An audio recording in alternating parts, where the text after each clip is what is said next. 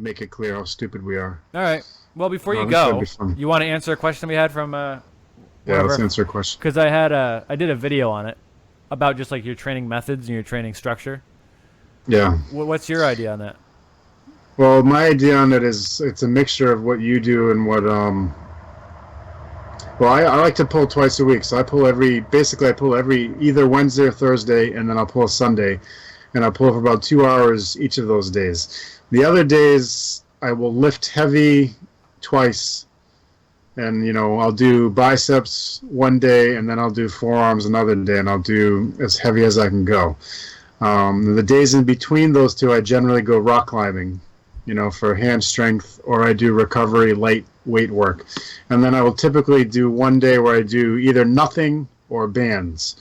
So I pull twice a week, I lift heavy twice a week, I climb twice a week. That's 6 days. And then the seventh day is like recovery stuff. That's what I've been doing for a while now. And, so like the weights are definitely going up little by little in terms of, the amount that I can do. And my arm wrestling endurance has suffered a little bit, to be honest with you, from when I was pulling 4 times a week. I don't have the same endurance I did when I was only pulling, but I'm definitely getting stronger. So I'm gonna see how that goes in the worlds and see what kind of difference it makes. And then I may readjust again. I mean, I was very impressed by Devin.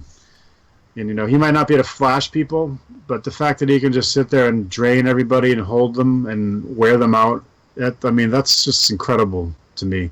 I don't like how, he goes to straps every match. I would like to see him just sit in there and, he's fucking strong, man. I would just like to sit there and hold people and, forget the straps. Just go back to real deal arm wrestling. But he's incredible, and we were talking to, we talked to Jody last week, and it's just, his work ethic is second to none.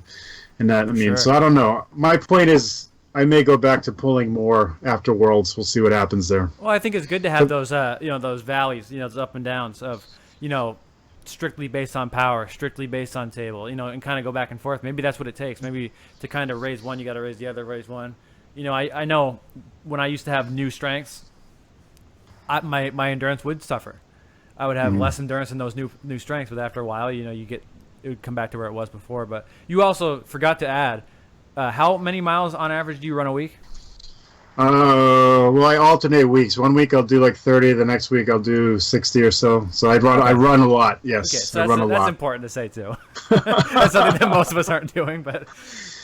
Yeah, it's good for your heart rate. It's good for your cardiovascular stuff. So, I really think it's incredible for circulation in general. Right. So it should, you follow that thought through, it should help with the pump after long matches because your circulatory system is stronger and resilient, which, running is proven to, enlarge your capillaries and your ventricles. So that makes a big difference in reducing the pump you have after arm wrestling. And plus, having a strong heart is very important when you're getting into the high beats per minute threshold that we do when we're pulling in a hard match. For sure. But on the other hand, you definitely use up muscle mass when you're running a lot. So that's something else to consider. All right. Well, I think we did it, Josh. It's been a long one. Yeah, it's been a long one.